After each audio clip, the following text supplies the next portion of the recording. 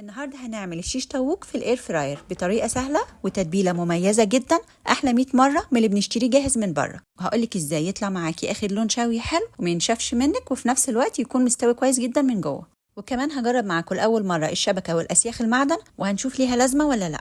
وقبل ما نبدا الفيديو، لو اول مره تشوفيني انا قناه سو لايف هتلاقي عندي كل وصفات الاير فراير. ما تنسيش الاشتراك وتفعيل الجرس على كلمه الكل عشان يوصلك فيديوهات الجديده. ويلا بينا نسمي الله ونعمل احلى تتبيله للشيش طاووق. التتبيله دي لنص كيلو اوراق مخليه. هحط لها نص كوبايه زبادي، معلقتين كبار زيت زيتون، عصير ليمونه صغيره، معلقه كبيره صلصه، ومعلقه صغيره من هريسه الشطه اللي بتقولوا عليها معجون الفلفل، حار او عادي زي ما بتحبي، ومعلقه صغيره من الثوم المفروم.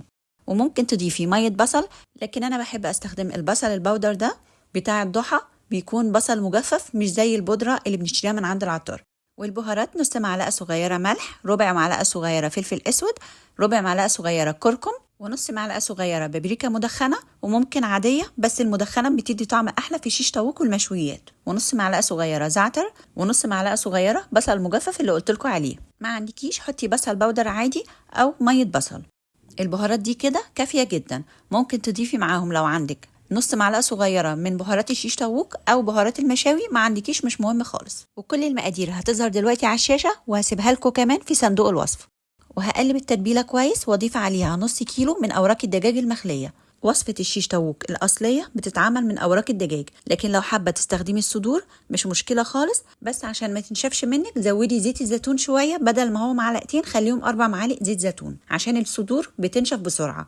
وطبعا الوراك اللي عندي دي غسلتها ونقعتها في محلول النقع مش اقل من ساعه، وبعدين غسلتها تاني وصفتها كويس جدا من الميه، ودي اهم حاجه في اي تتبيله فراخ عشان التتبيله تثبت عليها وتتشرب كويس منها. هغطيها وادخلها التلاجة مش اقل من ساعتين. انا هعمل كميه الشيش طاووق على مرتين في الاير فراير، وعايزه اجرب معاكم المره دي لاول مره الشبكه المعدن بالاسياخ بتاعتها ونشوف مع بعض عمليه ولا ملهاش لازمه. هي عندي من زمان جدا بس انا ما فكرتش اجربها بصراحه. انا بستخدم الشبكه الشكل التاني اللي بتشوفوها دايما معايا في الفيديوهات، لكن دي جاي معاها اسياخ معدن بالشكل ده عشان استخدمها مثلا للشيش طاووق او الكباب. انا عارفه ان انتوا اكيد هتسالوني جايباها منين. هي واكتر الادوات اللي انا بستخدمها دي كانت جايه من ضمن مجموعه ملحقات الاله الهوائيه فيليبس. المجموعة دي مش بتتباع في مصر، المجموعة دي بتيجي من أمازون بره مصر، يعني أمازون السعودية الإمارات. أنا جايباها بقالي أكتر من سنة ونص من قبل المقاطعة، وكنت بشوفها أوقات بتتباع عند الجروبات اللي بيبيعوا الحاجات الخليجي. المهم إن في حاجات في المجموعة دي أنا بستخدمها دايما وعجبتني، بس في حاجات حسيت إنها ملهاش لازمة. يعني مثلا الشبكة دي أنا ما كنتش متحمسة خالص إن أنا أجربها، لأن الأسياخ طولها صغير زي ما أنت شايفة، ده غير إن المسافة بينهم برضو صغيرة جدا، يعني لازم قطع الشيش والخضار يكونوا صغيرين عشان تكفي. انا هجربها معاكم النهارده، وكمان هستخدم الاسياخ الخشب العاديه اللي عندنا كلنا، بس هي طبعا كبيره على شبكه الاير فراير، فانا هاخد واحده عشان اقيس مقاس الشبكه وهكسرها، هخليها اصغر من مساحه الشبكه بسنتي بالشكل ده، وهقص بقى الباقي على نفس المقاس. جهزي بقى كميه الاسياخ حسب اللي انت هتستخدميه. انا عملت 5 بس، لان انا هعمل نص الكميه في الاسياخ الخشب ونص الكميه التانية في الاسياخ المعدن، وهنقعهم شويه في الميه عشان ما يتحرقوش مني ساعه الشوي. جهزت بعد كده الخضار، البصل والفلفل الالوان، قطعتهم مربعات بالشكل ده. طلعت فراخ من التلاجة ريحتها خطيرة من قبل ما تتعمل. نبتدي بقى نرصهم في الاسياخ بالطريقة العادية، كل سيخ اخد 3 قطع من الفراخ. ويلا بينا على الاير فراير. وزي ما متعودين دايما قبل اي لحوم لازم اسخن الاير فراير دقيقتين على درجة حرارة 200 عشان تاخد صدمة وما تنزلش السوائل بتاعتها وتنشف. هدهن الشبكة زيت وابدأ ارص الشيش طاووق. مساحة الشبكة أخدت معايا 5 أسياخ بالشكل ده. وهختار برنامج الدجاج، هو 27 دقيقة على درجة حرارة 180، وهنشوف هياخد وقت قد ايه. وبعد 10 دقايق فتحت عليه عشان أدهن الشيش بالتتبيلة اللي احنا كنا متبلينها فيه. الحركة دي انتوا عارفين ان دايما بحب اعملها مع اي مشويات، زي ما عملنا في فيديو الفراخ المشوية، عشان تاخد وقتها انها تستوي كويس جدا من جوه وما تتحرقش من بره. وكده عدى 14 دقيقة. هبدأ اقلب الشيش على الناحية التانية، وهسيبه كمان 5 دقايق عشان اضمن ان استوى كويس من كل الجهات. وكده عدى من البرنامج حوالي 20 دقيقة، والشيش طاووق بقى مستوي كويس جدا، مش ناقص غير ان ياخد لون شوي من بره. اي وصفه للفراخ في الاير فراير بحب اسويها الاول كويس جدا، وبعد كده في الاخر بعلي درجه الحراره دقيقتين 3 على درجه حراره 200 عشان تاخد لون شوي حلو من بره. لكن في ناس بتحب تنجز وتعمل الاكل بسرعه في الاير فراير، فبيظبطوا على درجه حراره 200. الحاجه بتاخد لون بسرعه من بره وبتتشوى من بره، بس من جوه ممكن تكون مش مستويه كويس. واحنا في الاكل الشرقي بتاعنا عموما بنحب يكون اللحوم مستويه كويس جدا من جوه. برنامج الدجاج لسه ما خلص، لسه فيه 5 دقايق، والشيش طاووق بقى مستوي كويس جدا واخد لون حلو.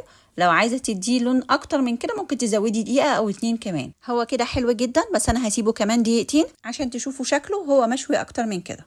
وكده اجمالي الوقت للشيش طاووق اخد 20 دقيقه على درجه حراره 180، واخر 5 دقايق زودت درجه الحراره على 200. وممكن ياخد وقت اقل او وقت اكتر حسب قطع الفراخ اللي انت مقطعاها. ولو عايزاه ياخد ريحه الشوي على الفحم ممكن تولعي له قطعه فحم، بس ما تعمليش الحركه دي جوه الاير فراير. ودلوقتي هعمل باقي كميه الشيش طاووق باستخدام الشبكه والاسياخ المعدن، وهنشوف نتيجتهم ايه. اي حاجه معدن هتحطيها في الاير فراير لازم تحطي تحتها ورقه زبده عشان ما تجرحيش شبكه الاير فراير. وهبدا ارص اسياخ الشيش طاووق. طبعا السيخ صغير جدا واخترتي ليه قطع فراخ صغيره جدا عشان تكفي. وزي ما انتم شايفين كل ما بحط سيخ التاني بيقع لان هما مكان ضيق قوي. ده غير ان في مساحه فاضيه كتير حوالين الشبكه زي ما انتم شايفين. المساحه دي كلها كان ممكن استغلها واحط فيها كميه اكتر. ظبطت برضو على برنامج الفراخ نفس الوقت ودرجه الحراره. ودلوقتي فتحت عشان اقلب الاسياخ. سخنه طبعا جدا لانها معدن وما بتتقلبش، كل ما بقلبها بترجع تلف تاني، فمش نافع خالص انها تتقلب. سبتها تكمل الوقت زي ما هي. زي ما انتم شايفين الاسياخ اللي على الطرف اتشوت بسرعه واخدت لون زياده لان حواليها فاضي، لكن الاسياخ اللي في النص ما كانوش استووا كويس. فبصراحه حسيت الشبكه دي والاسياخ بتاعتها حسيتهم مش عمليين، لان كان ممكن اعمل كميه اكبر. وكمان ما بعرفش الف السيخ. القطعه دي من الملحقات القلايه الهوائيه ملهاش لازمه خالص. ممكن ابقى احاول استغلها بشكل تاني. ممكن احط الخضار تحت الشبكه واحط قطع الشيش مفروده فوق الشبكه. الاسياخ الخشب بالنسبه لي حسيتها افضل، اخدت كميه اكبر واستغليت مساحه الشبكه كلها. وممكن تعملي شيش طاووق من غير اسياخ خالص، تحطي الخضار تحت وفوقه قطع الشيش. وكده نبقى عملنا احلى والذ شيش طاووق في الاير فراير بتتبيله مميزه جدا. تقدري تقدمي معاه رز بسمتي او تعمليه سندوتشات بالعيش الكايزر. يلا جربوه، وعايزه اشوف صور التطبيقات بتاعتكم عشان هنزلها ان شاء الله على اليوتيوب. وحابه اشكركم جدا على تعليقاتكم الحلوه ودعمكم وتشجيعكم ليا على اليوتيوب. ده اللي بيخليني بجد اتشجع اقدم فيديوهات جديده. ولو لسه مكمله الفيديو معايا للاخر متنسيش اللايك واكتبي لي رايك في التعليقات. بحبكم كتير واشوفكم على خير في فيديو جديد باذن الله.